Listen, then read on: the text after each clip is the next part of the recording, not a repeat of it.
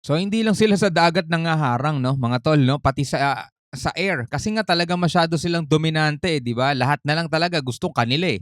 So eto, muntikan na ang spy plane ng Canada matapos subukang harangin ng eroplanong pandigma ng China. Ito ang ating panonoorin mga kapatid. Mula rito kay BTV Pinas. Huwag niyo kalimutan mag-subscribe sa kanyang YouTube channel mga tol. Nakalagay po ang link sa ibaba. At kung bago ka pa lamang dito sa ating channel at trip mo yung mga ganitong klaseng reaction video and commentary, syempre huwag mo rin kalimutan mag-subscribe. Click mo na rin ang notification bell para ma-notify ka pag may mga bago tayong reaction video. Panoorin natin mga tol, itong mga balitang nagaganap ngayon sa ating kapaligiran. So wag na natin patagalin pa, panoorin na natin to.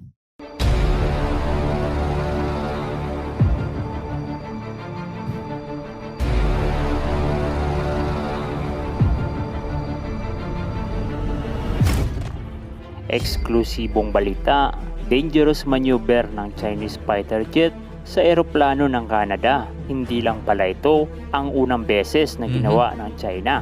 Dalawang eroplano, metro na lamang ang pagitan para magbanggaan. At yan ang balitang hatid ko sa inyo ngayong araw. Kaya't kung bago ka pa lamang dito, ay baka pwede mo naman i-click ang subscribe at like button para lagi kang updated sa susunod ko pang video. So ano pang hinihintay natin? Tara, simulan na natin.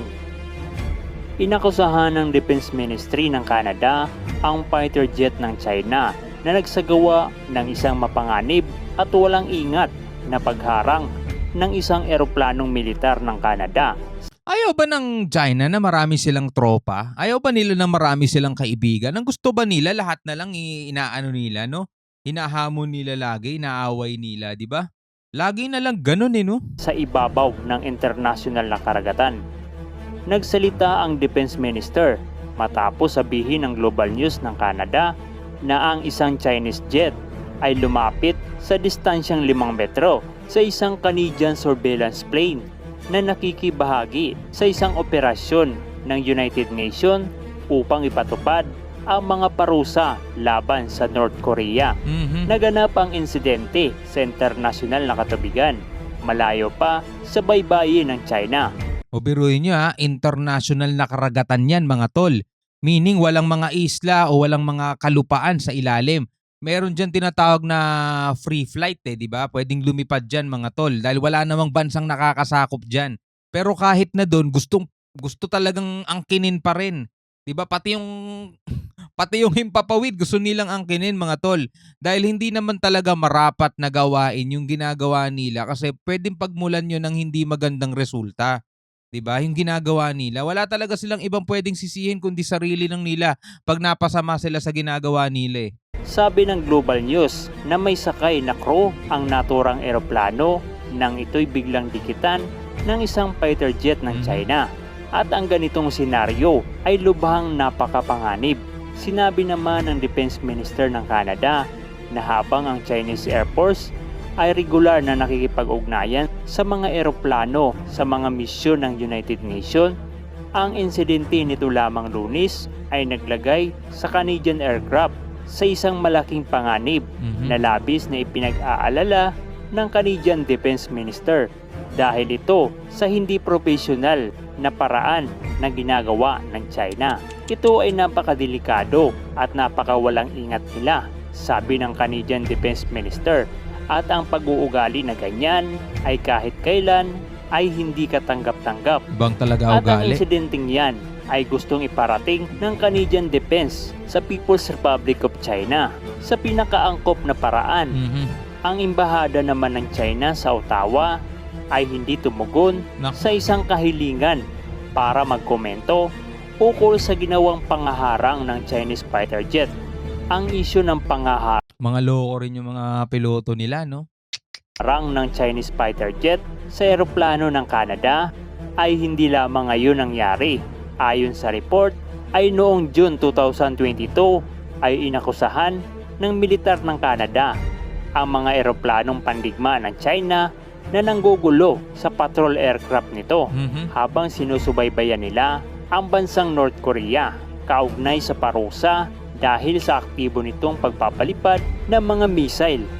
Ang ginagawa ng fighter jet ng China ay ginugulo ang operasyon ng Canada upang hindi ito tuluyang may patupad ang parusa sa North Korea. At kung minsan naman ay pinipilit ang mga eroplano ng Canada na lumihis sa kanilang mga landas ng paglipad. At nito lamang May 2023 ay sinabi ng Pentagon na ang isang Chinese fighter jet ay nagsagawa ng isang hindi kinakailangang agresibong maniobra malapit sa isang eroplanong militar ng Estados Unidos sa alala ibabaw natin yan. ng South China Sea Mhm. sa international na airspace. Ang patuloy na ginagawa ng China ay lalo lamang na nagpapalala sa sitwasyon sa Indo-Pacific region at sa labas nito. At ang bawat hindi magandang pag-uugali nito ay nagre-resulta ng galit sa mga bansang inagrabyado at ang mga bansang kaalyado ng Canada at Amerika. Ang mga hakbang na gagawin ng Canada na ipagbibigay alam sa Republic of China ang ginawa ng Chinese fighter jet ay mukhang ibabasura lamang ng China dahil nga pinaniniwalaan lamang ng China government ay ang bersyon ng kanilang kasundaluhan Mhm. at ang anumang paglabag o hindi magandang pag-uugali ng China military ay kinukonsinti lamang ng China government. Mhm. Katulad na lamang sa inanunsyo ng Chinese Foreign Minister na ang naharang na eroplano ng Canada ay lumabag sa soberanya at national security ng China. Sa makatuwid, ang insidente na muntikang magbanggaan na eroplano sa kalangitan sa East China Sea ay binaligtad lamang ng China. Gawain na talaga nila yun eh. Ganyan din ang ginagawa nila rito sa Pilipinas eh, di ba? So kahit nasa international airspace sila, wala namang mga bansa, wala namang isla na nasa ibaba, mga tol. Pero soberanya pa rin nila yun. Lahat na lang talaga eh. Pati nga buwan eh, di ba? Pati nga buwan eh. Gusto na nilang angkinin eh, mga tol eh. Kulang na lang talaga pag nauna sila sa Mars, angkinin na rin nila yun. Sabihin nila panahon pa ng kung anong dynasty nila, may mapa na sila sa Mars. Ganyan yung mga yan. Ayon pa dito, ang isang Canadian aircraft ay pumasok sa airspace ng isang isla na Mhm. kaanib ng China na seryosong lumalabag sa soberanya ng China at nagbabanta ng pambansang seguridad ng China. Ayon yan sa Chinese Foreign Minister. Alright, so mga kapatid, eto no, so hindi na bago talaga sa atin marinig yung mga ganitong balita na mga maling gawain na ginagawa nila, maling pag-uugali, maling pakikisama sa ibang bansa, mga tol. Ay, yung ginagawa nila, sila rin ang mananagot dyan bandang dulo, mga tol. Ayaw nila ng kapayapaan, ayaw ba nila ng marami silang kaibigan, 'di ba? Lahat na lang binubulas nila, no? Pero yung mga dangerous maneuvers na ginagawa nila, mga tol, pwede kasing magdulot talaga ng hindi maganda, no? Lalo-lalo na doon sa mga halimbawa barko o aroplanong hinaharang nila, 'di ba? Matindi, ewan ko kung anong klaseng pag-uutak meron tong mga to, no? Hindi mo mawari, mga kapatid, tapos bigla na lang pag sila na nakagawa na sila ng mali, babalik ta rin naman ngayon nila sa statement nila, sasabihin nila lumalabag sa kanila, lumalabag sa ganyan. Tama lang ang ginagawa nila, 'di ba? Maniniwala ka pa ba dun sa sinasabi nila eh? Dito nga pa nga lang sa Pilipinas eh. 'Di ba? Napakalinaw naman sa batas at sa international law na etong West Philippine Sea o yung 200 nautical miles na nasasakop natin ay parte ng Pilipinas, pero nandoon sila. At sinasabi nila ng Pilipinas pa daw lumalabag sa kanila soberanya. Unang-una talagang yung batas lang nila ang pinangahawakan nila, pero yung international law binabaliwala nila, mga tol. No? So ganito na talaga ang gawain nila. Ay nako. So ikaw bilang isang tao, ano masasabi mo, mga kapatid? Comment ka sa baba dito sa balitang to na ating pinanood.